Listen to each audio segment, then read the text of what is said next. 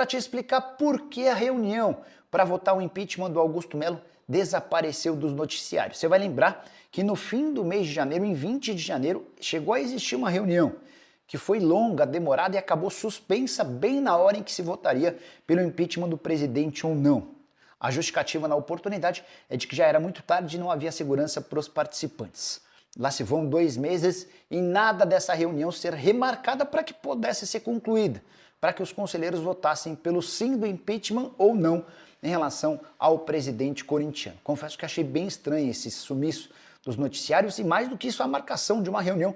Faltava apenas a votação. Fui buscar informações com gente da situação e da oposição e há uma série de justificativas para essa decisão ou para esse desaparecimento do encontro. Primeiro deles, ainda não se conseguiu criar um lugar absolutamente seguro para os conselheiros que forem votar. Já no encontro do Parque São Jorge de 20 de janeiro, existiram uma série de ameaças de pessoas que estavam à volta da reunião e que prometiam ou ameaçavam os membros do Conselho Deliberativo. O presidente do Conselho, Romeu Thoma Júnior, fez uma série de tentativas na busca por um lugar isento, um lugar mais seguro, e não obteve êxito nessa história. Membros da oposição também imaginam que adiar essa votação pode tornar a situação do Augusto ainda mais complicada. Isso porque novos escândalos têm surgido, como por exemplo o da semana passada, que envolveu a venda de ingressos. Há uma série de relatos de cambismo com participação da diretoria. O presidente Augusto Melo já descartou tal situação. Para completar, porém, ao outro lado, se o Timão for campeão na quinta-feira do Campeonato Paulista, e hoje o Corinthians, depois de vencer o Palmeiras no Allianz Parque por 1-0, é o favorito, dá para dizer que o Augusto ganha um pouco mais de fôlego e também moral com torcedores. Então, esse adiamento da votação do impeachment pode acabar por ser um grande tiro no pé da oposição. Os opositores ainda lembram que a investigação policial sobre o caso Vai de Bet está perto do fim e, se condenado pela justiça e pela polícia, o Augusto poderia ter um impeachment facilitado. Mas a verdade é que não temos nenhuma novidade em relação à data do julgamento do impeachment. Situação extremamente esquisita no Parque São Jorge. E aí, Elia, quem será o mais decisivo? Rafael Veiga ou Yuri Alberto? Bom, os números mostram que o Rafael Veiga, historicamente, não estou com eles aqui, mas sempre leio 5 as gols. estatísticas, são 5. Contra o Corinthians. E ele tem um número de assistências impressionante. Ele tem médias impressionantes, historicamente é o maior jogador em termos de assistência e o maior vencedor desse elenco do Palmeiras chama-se Rafael Veiga. Então, a gente tem que respeitar um cara que tem esses números, isso não é intuição, não é, eu acho isso, eu não acho nada. Os números do Veiga são melhores do que o do Yuri Alberto. Agora, para esse momento e para esse momento do Corinthians, eu acho que o Yuri vai ser mais vencedor. Porque o Yuri, se o Corinthians for inteligente, joga no 4-5-1 ou no 5-4-1, de acordo com a necessidade do momento. E o Yuri vai sobrar. E Yuri vai sobrar e vai ser aquele eterno, aquela eterna reclamação. Ah, o Yuri não faz nada, Yuri não pega na bola, mas não é para pegar. É para pegar 2 ou 3 vezes ao longo do jogo. Não é a função dele. E se ele dele. estiver bem, ele vai pegar e vai tocar. Deixa eu ver se você tá bem. Ai, meu Deus. Domina com a... Peraí, domina com a esquerda. Peraí. Começa de novo. Começa de novo. Peraí. Vamos ver. Vou dar mais uma chance. Eu espero que Yuri e Veiga façam melhor do que isso. O teste é o seguinte, ó. Vamos lá. Você domina com a esquerda e me passa com a direita. Domina e... Agora é o seguinte... Bate de 3 dedos direto. Eu vim devagarzinho pra você vir de 3 dedos. Ai! Não. Você tem que ter mais habilidade. Foi meio bico, né? Mas Desculpa. assim, ó. Vamos ver. Ai. Olha, foi no gol do show do esporte, vai. Que a Marta não nos veja. Agora, é o seguinte. Terrível. É o seguinte. O Yuri, na minha opinião, vai ser mais decisivo. Se ele tiver a cabeça de estar focado como ele tem tido, se ele tiver a inteligência de saber que ele tem que estar se mexendo o tempo inteiro, mesmo que ele não vai receber, porque o grande objeto do desejo é muito interessante, né? O grande objeto do desejo no futebol é a bola. E aí, eu fico impressionado, porque quando você vê jogadores, eles estão sempre ligados na bola. E eu tenho uma coisa comigo, que se eu sou treinador, eu vou dizer, atenção, tá vendo aqui, ó? Olha que interessante, ó. Tá vendo? O Yuri vai e faz o gol. Yuri vai e faz o gol. Mas se ele não faz o gol, ele tem a opção de poder passar. Se eu sou marcador, Eu não vou ficar olhando para a bola. Eu olho pro Yuri.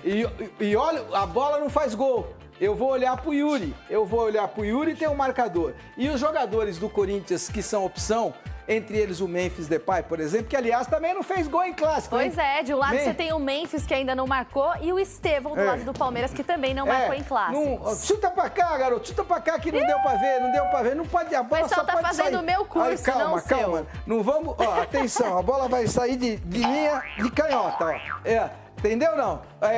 Não vai me quebrar o vidro. Não vai me quebrar o vidro. Com o estúdio, a bola tem que sair. Deus. A bola tem que sair do foco, mas os caras têm que entender o seguinte, a bola sozinha, Gabi, não faz gol, quem faz gol é jogador. Mas o mesmo Se serve... o cara tiver marcado, ele não faz. O mesmo serve para a atuação de quem tá atacando, que às vezes numa movimentação consegue abrir espaço, consegue fingir que vai para um lugar e vai para o outro. Mas o cara que tá com a posse da bola, você concorda que ele tá com a posse da bola? Sim. Então ele tem o objeto de desejo com ele. Então ele vai ter a opção de ou ele dribla, ou ele passa, ou ele toca e recebe lá na frente, ou ele enxerga um companheiro em melhor condição. Então ele tem a opção da escolha. Você tem a posse da bola. Quem não tem a posse da bola tem que marcar o quê? Os jogadores, porque um tá marcando aquele que tem a posse da bola. Quando o cara é muito bom, que é o caso do Messi, é o caso do Cristiano Ronaldo, você deixa um com ele e um na sobra. É o caso do Estevão, um com ele, um na sobra. Agora, o resto, você marca o jogador, eu fico impressionado. Tá vendo aqui, ó? Você observa o seguinte, ó. Cadê os jogadores em cima do Memphis? Não estão. Os caras estão tudo olhando pra bola. Pô, não é possível. Olha pro cara que você tá marcando. Deixa um marcar o Yuri.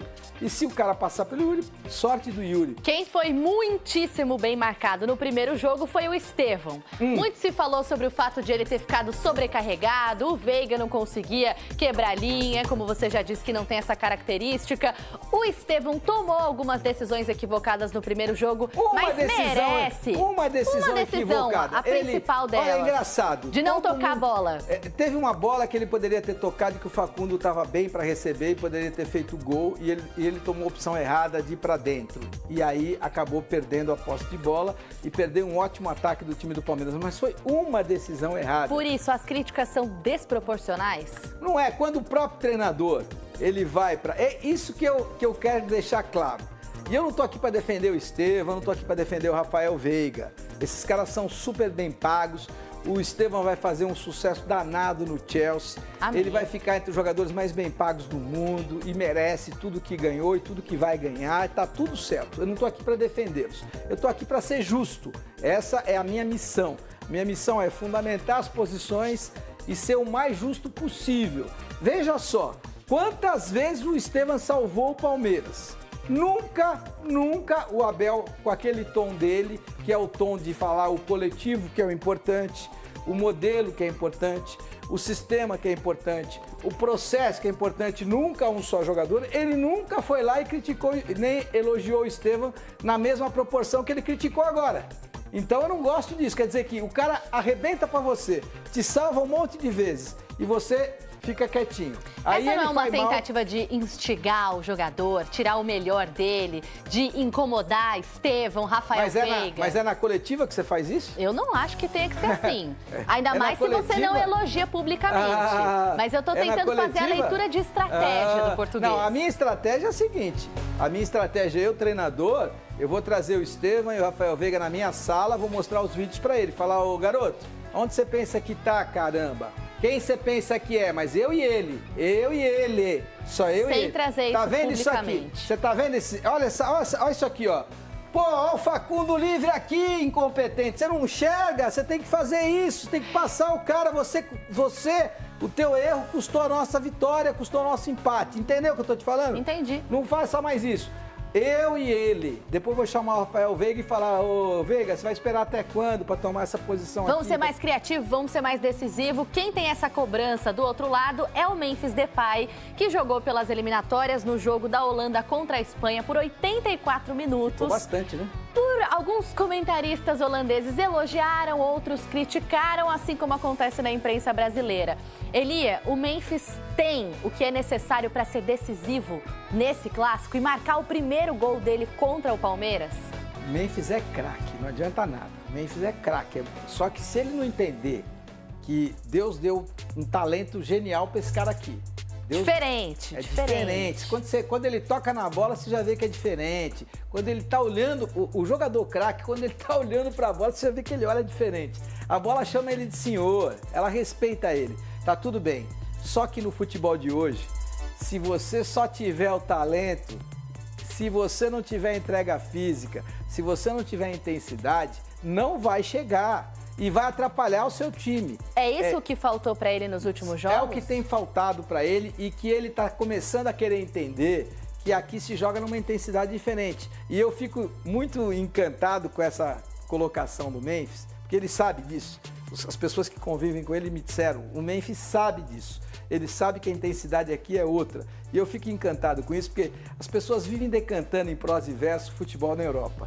Cara, na boa, o futebol na Europa, ele pode estar na Europa, ele pode estar na África, ele pode estar na Ásia, isso pouco importa. Qualidade é qualidade, intensidade é intensidade. Se não correr 12 km por jogo, vai ser difícil jogar em qualquer equipe. Então, ó, o que se espera para esse clássico de quinta-feira? Que Memphis e Estevão possam fazer a diferença de acordo com o tamanho que eles têm. É isso aí, a nossa expectativa é de um grande jogo. Salve nação corintiana, tudo jóia? Gente, olha eu aqui de novo, Mineirinho na voz, trazendo para vocês mais um cortezinho do vídeo jornalista esportivo Jorge Nicola e também trazendo um cortezinho do programa Show do Esporte aí. Então, a partir de agora a gente vai reagir, repercutir todo esse giro de informação do Coringão. Vamos iniciar o vídeo dando uma ênfase para o clássico de quinta-feira, dia 27 de março, pela final do Paulistão entre Corinthians e Palmeiras. Tendo em vista que no primeiro jogo de ida, no Allianz Parque, o Corinthians acabou vencendo o clássico aí por 1-0, gol de Yuri Alberto. O Corinthians jogou muito bem, jogou compactado. Eu sempre faço análise das partidas, comento durante a semana e sou um crítico do técnico Ramon Dias. E eu tenho as minhas intuições de criticar o Ramon, porque em alguns momentos ele, para mim, ele não teve repertório suficiente para colocar o Corinthians com mais capacidade para vencer seus adversários. Vou dar exemplo, para vocês não falar que a minha fundamento tá vazio. Não. Corinthians na Copa do Brasil, ano passado, contra o Flamengo, Ramon Dias acabou escalando o time errado. Substituiu errado. Corinthians teve chance de ter vencido o Flamengo no Rio de Janeiro. Muita chance. Então o Ramon Dias, ele não teve condições de arrumar repertório do Corinthians vencer o Flamengo. Aí fomos desclassificados, mas com grande oportunidade de se classificar e chegar, ser campeão da Copa do Brasil. Saímos pelo Flamengo por erro do técnico Ramon Dias. Meu modo de avaliar, certo? Respeito todas as outras opiniões. Vamos agora para a Sul-Americana. Corinthians tomou um baile, tomou uma surra na Argentina para o Racing. Corinthians, para mim, Ramon Dias escalou o time errado mais uma vez e substituiu errado. Corinthians terminou esse jogo com 5 atacantes em campo. Você tendo 5 atacantes em campo, não é sinônimo que você é um time ofensivo. Pode ser que você é um time bagunçado. E no meu modo de ver, o Corinthians não tinha força, estava totalmente bagunçado e por isso que foi envolvido contra o Racing e eliminado da Sul-Americana. Agora vamos falar desse ano. Corinthians começou a pré-Libertadores enfrentando a Universidade Central da Venezuela. Um time, com todo respeito, semi-amador.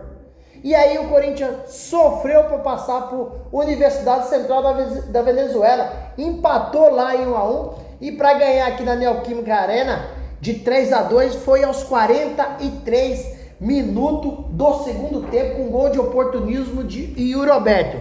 E se tivesse vencedor nesse jogo, não seria o Corinthians. O Corinthians não foi merecedor desse placar. seria Universidade Central, que jogou muito. E Hugo Souza foi o melhor em campo, disparado, com defesas milagrosas.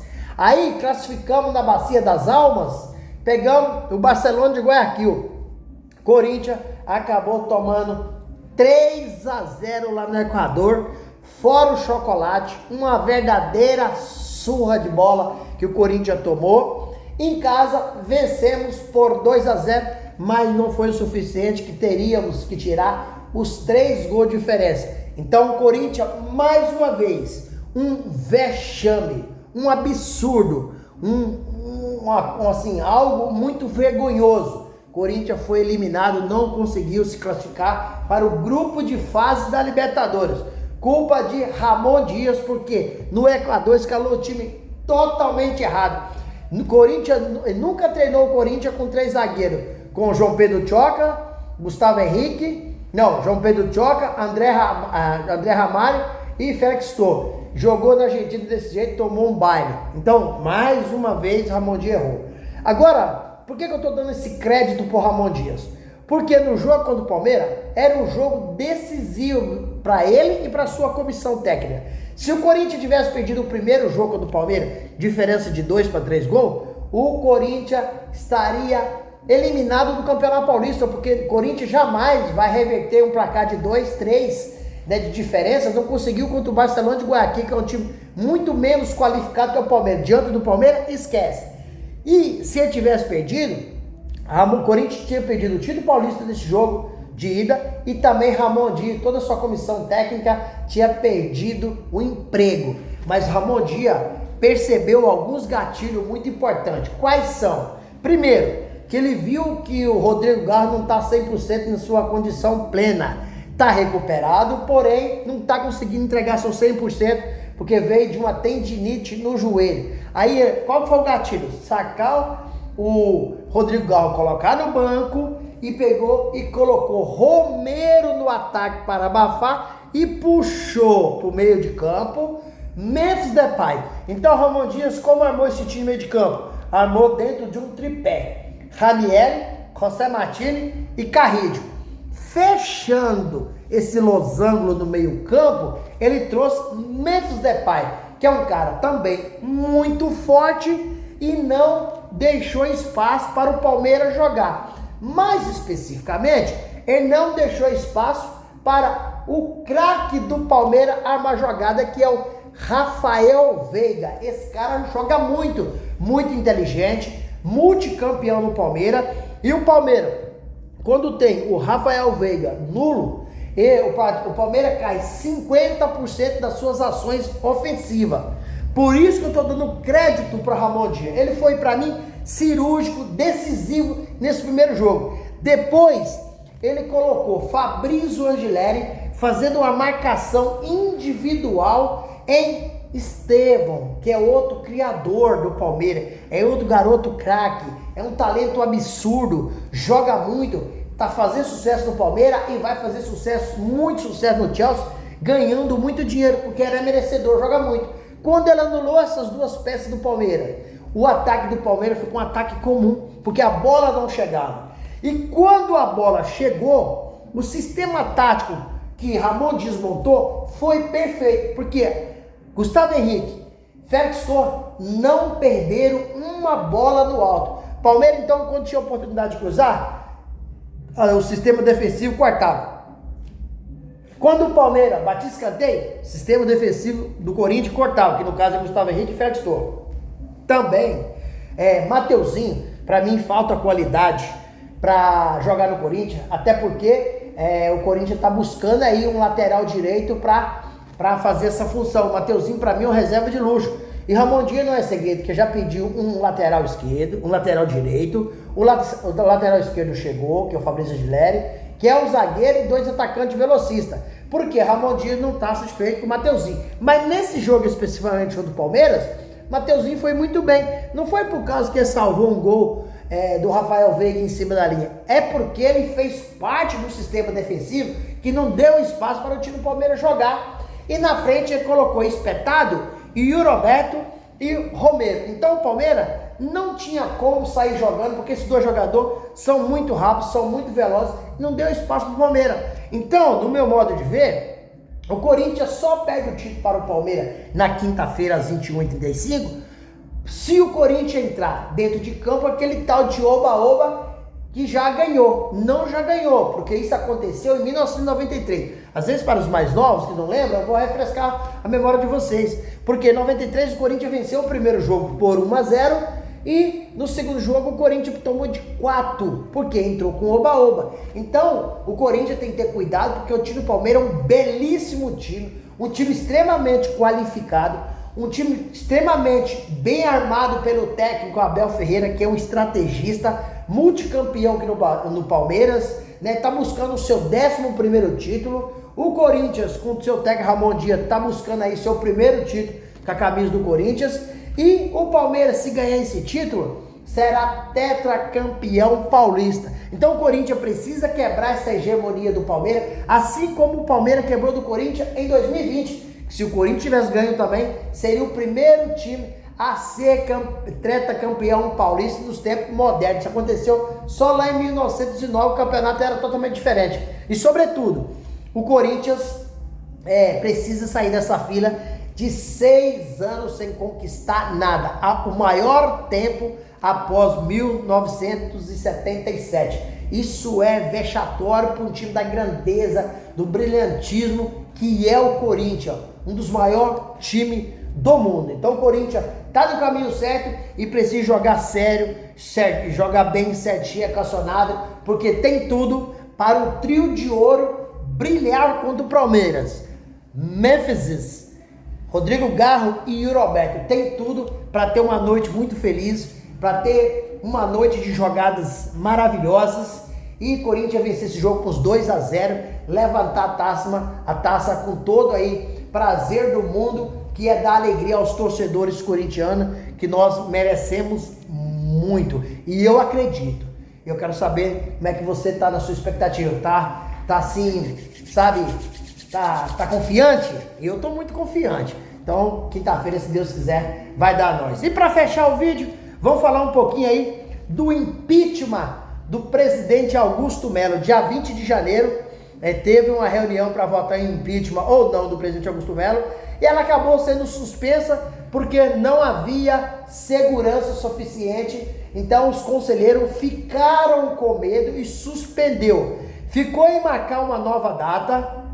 Por enquanto não conseguiu arrumar um lugar seguro, né, para marcar essa nova data. Romeu Tuma tentou algumas vezes marcar, mas não encontrou um lugar bem que seja seguro, né? E aí, enquanto isso, já rolou aí mais um escândalo no Corinthians, que foi a denúncia aí do funcionário do Corinthians, dizendo aí do cambismo no Corinthians, que muitas vezes os jogos do Corinthians, se tem 46 mil ingressos, 23 já está na mão do cambismo. E Augusto Melo acabou aí falando desse assunto também, um assunto que está incomodando, precisa ser resolvido o quanto antes possível, porque a Fiel merece respeito. A Fiel merece ter o seu ingresso para acompanhar os jogos, porque quem consome o produto do clube é a nação corintiana. Então essas pessoas, nós precisamos do ingresso e não colocar na mão de cambista, porque cambista está vendendo ingresso com superfaturamento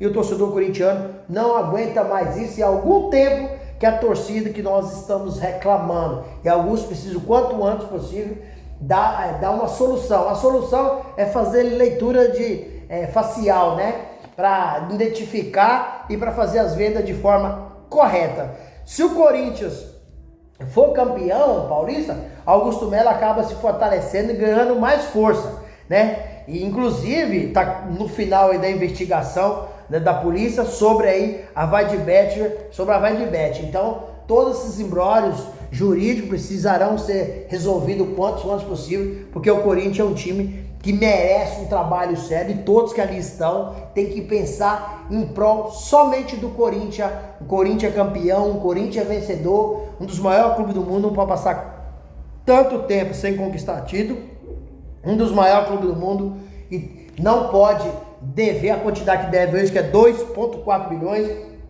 A maior torcida do Brasil é a do Corinthians, então nós merecemos respeito e nós exigimos respeito, porque o Corinthians é do povo, o Corinthians é da fiel, o Corinthians veio do povo e é do povo. Quando o Ronaldo falou que se o Corinthians virasse um clube, empresa, a popular SAF, ele compraria. Já rapidinho a Gaviões soltou a nota e disse, não, muito obrigado, Ronaldo. Aqui esse clube nasceu do povo e ele é do povo. Aqui a gente não quer empresário para faturar em cima do Corinthians. Eu concordo plenamente com a Gaviões, concordo com a Ale, que é presidente da Gaviões.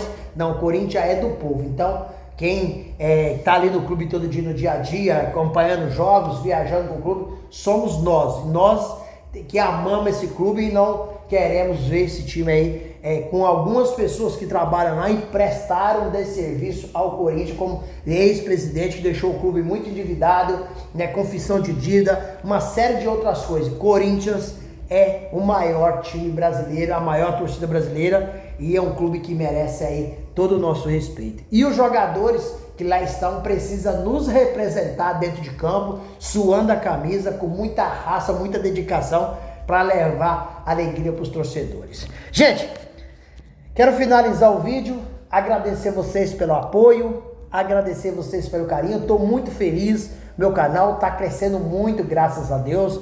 Aos poucos a gente está criando uma comunidade enorme, minhas amigas estão sempre me apoiando aqui, então estou muito grato a todos vocês, Eu quero pedir a vocês aí que nos ajude, deixando aquele comentário no vídeo, deixando aquele like para o YouTube entender que vocês estão gostando do conteúdo e começar a recomendar para toda a nação, e deixar a sua inscrição na comunidade para a gente continuar crescendo juntos. Sem mais delongas, até o próximo vídeo. Tchau, tchau.